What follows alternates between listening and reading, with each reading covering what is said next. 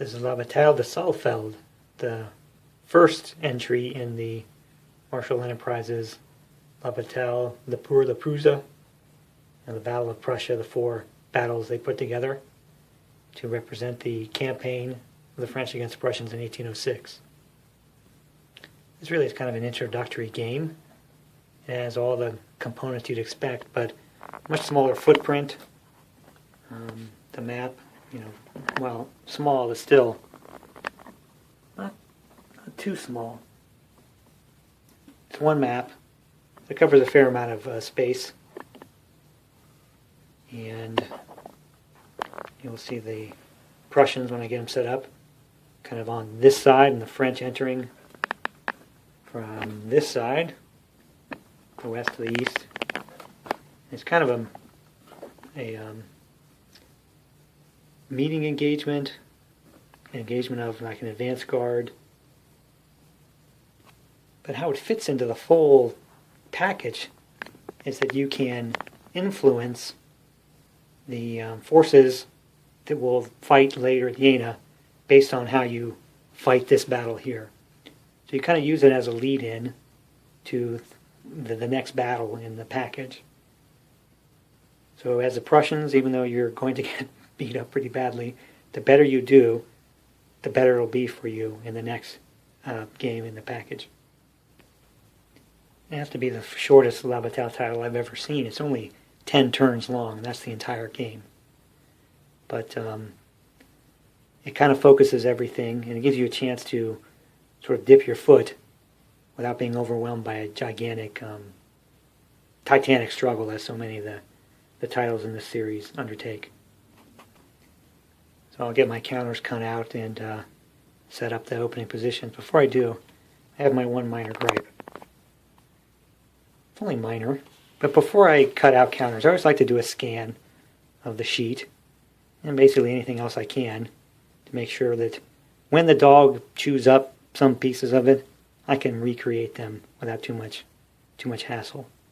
But wouldn't you know, I very much appreciate all this empty space around here, because I can use these blank counter sheets later to make counters for other print and play games, so that's great. But this is a standard 8.5 by 11 sheet of paper, and this counter sheet overflows by quite a bit, which means the damn thing doesn't fit correctly on my scanner.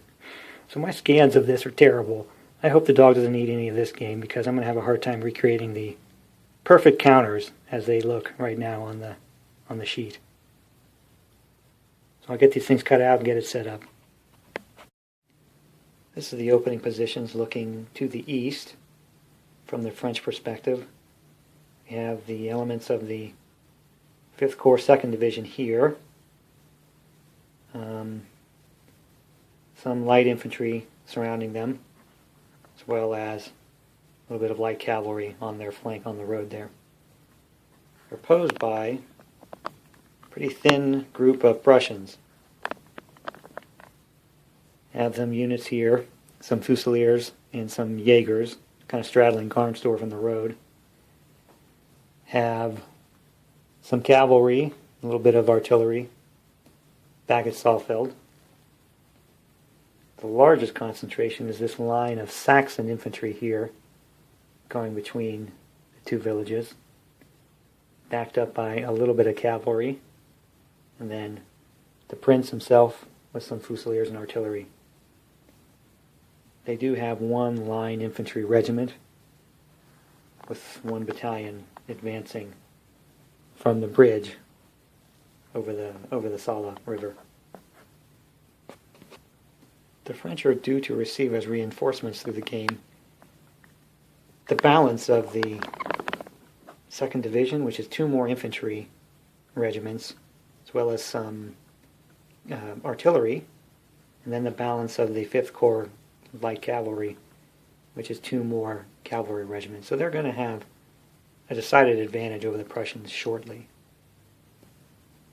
The Prussians have an optional or possible reinforcement in the form of 1 regiment.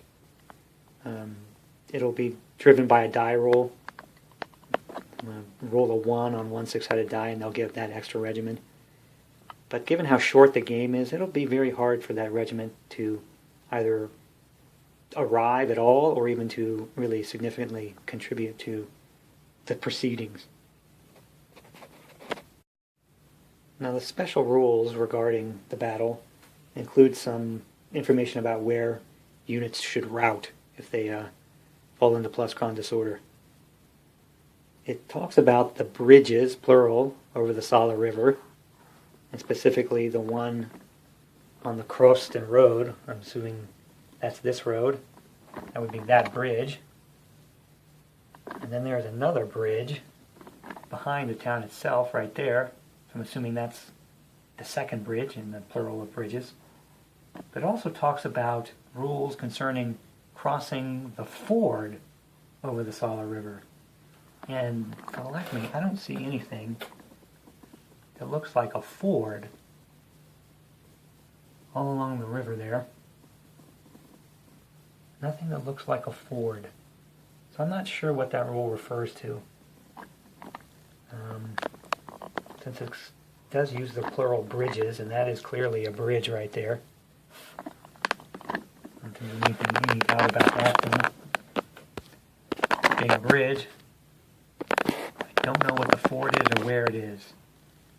So, I guess that's not going to come into play.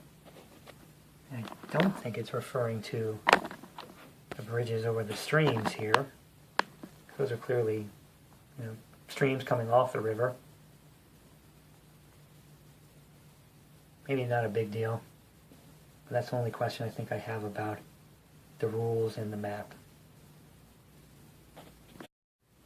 It's such a short game, and historically the French really crushed the Prussians here, and of course killed the prince. But I'm not sure it's going to be all that much of a walkover. And given the brevity of the game, I think it'll be interesting to play it through a number of times to see if we can improve upon the prince's outcome and maybe improve our lot at the future Jena game.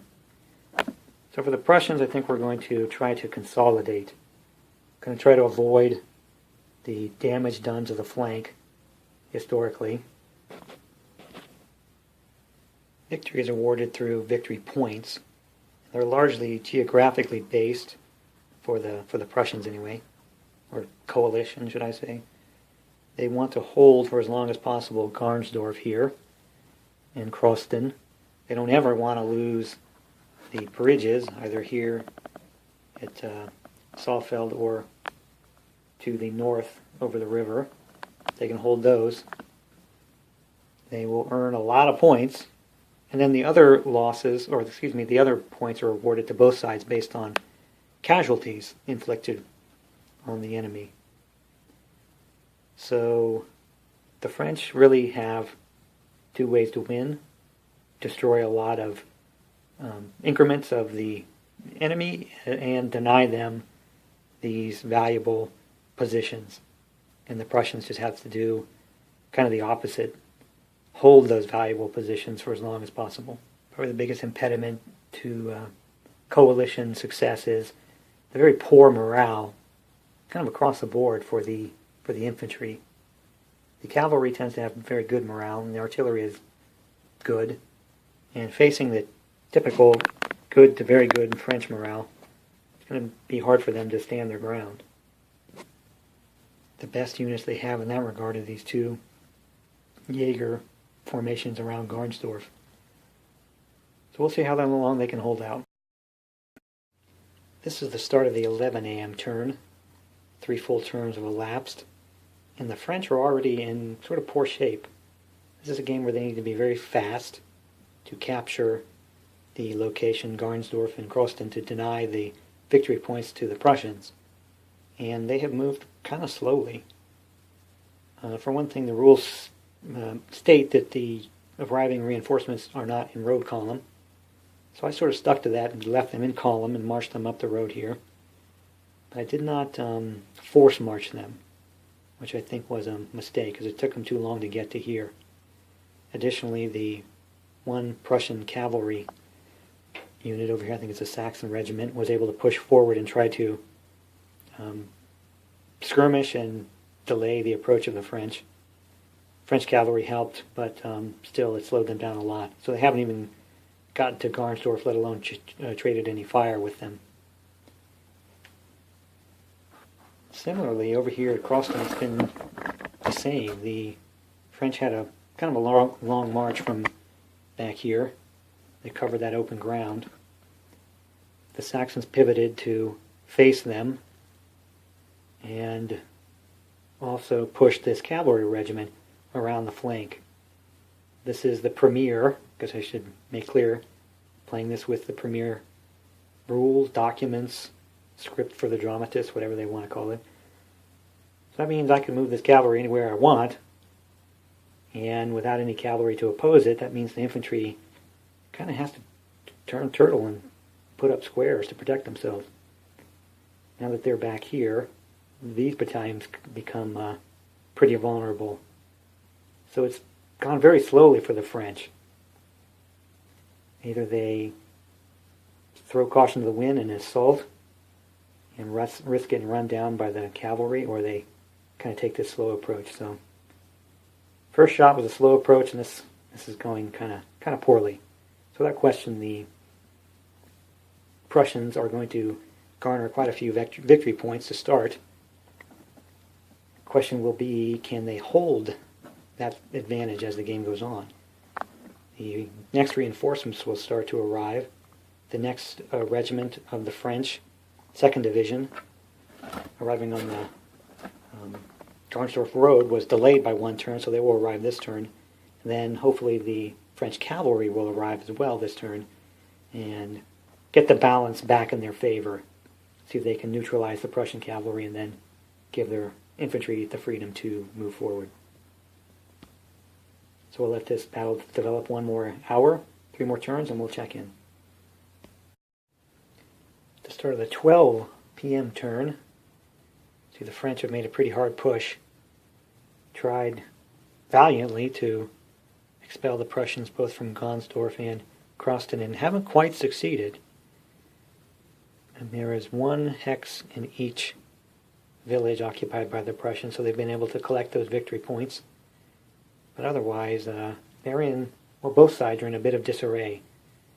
Fair number of routed units for the Prussians, streaming back towards Saalfeld Bridge there. The line of Saxons, of course, have been broken, but they've held on a little longer than maybe I would have thought. The Prussian cavalry did make its attack over here, destroyed some guns, inflicted plenty of casualties, but ended up, countered by the French cavalry. And hey, once cavalry becomes exhausted, they're pretty vulnerable, and both of them ended up falling back here and on the other side there. So the French don't quite have Garnsdorf, they don't quite have Croston, and the Prussians aren't in much of a position to defend anything at this point. They need to try to rally some units. But with those poor morale values, it's very hard both to rally and to stand in front of any kind of melee or charge. 1 battalion of the Prussian 49th Regiment actually did rout off the north map edge there, crossed the bridge and just kept going. Couldn't rally, nothing to stop it. So I don't know if I'm going to count that for victory points or not, but no way to hold them on the board on that side of the map. Also, the Prussians have not received that optional reinforcement yet, so they're not getting any help and probably won't get any. I think it's probably time to start to pull back to Saalfeld and make a final stand. So we'll play the last turns up to 1 p.m. and then check in at the end. The end of the 1 p.m. turn, and all I can say is this is why you play the game. Don't assume. So the French assumed. They didn't try to win. They were pursuing the enemy and forgot how to win. So while the Prussian army took horrible losses, all their artillery, significant losses to cavalry, lost 3 battalions in total, 3 more routed off the map, And the small cluster is here in Saalfeld around the bridge. And then at the other north end, another battalion at that bridge. But that's the key right there. They hold both bridges at the end of the game. They hold both bridges, and they were able to hold on to Garnsdorf and Krosten, and that netted them a lot of victory points. So even though they took horrible losses and were effectively ejected from the field, really, there's nothing left of them to fight with, they end up with a marginal victory. In a nod to history, Prince Ludwig was wounded, though in an infantry charge, not artillery or cavalry rather. But no, not killed, only wounded. Unfortunately, there are no victory points given for wounded leaders because the French, rather stupidly, pushed Marshal Lannes into the attack on Saalfeld on the very last turn, and he was wounded. So speed is the key to the game for the French, and they just were not fast enough. Couldn't deny the Prussians those victory points. So I think on the next and future playthroughs, the focus for the French is going to be on, hell-bent for leather through Krosten into the North Bridge. Deny them that. And then see if they can win on points from that point. So it turns out this is really kind of an interesting little game. I mean, it's buoyed by the way the victory conditions work. It's very small, such a small number of forces involved. You could see it, makes sense to include it in a package like this. It probably wouldn't stand on its own, even as a print and play game. But it makes for a nice little puzzle. The victory positions are at opposite ends, so you have to manage your forces well and very speedily to win. Just destroying the enemy isn't enough in game terms. Which means I'll give this game a few more run-throughs, sort of to see if I can figure out the optimal strategy for both sides, mainly while I'm cutting out counters for the next battle in the cycle, which will be Jena.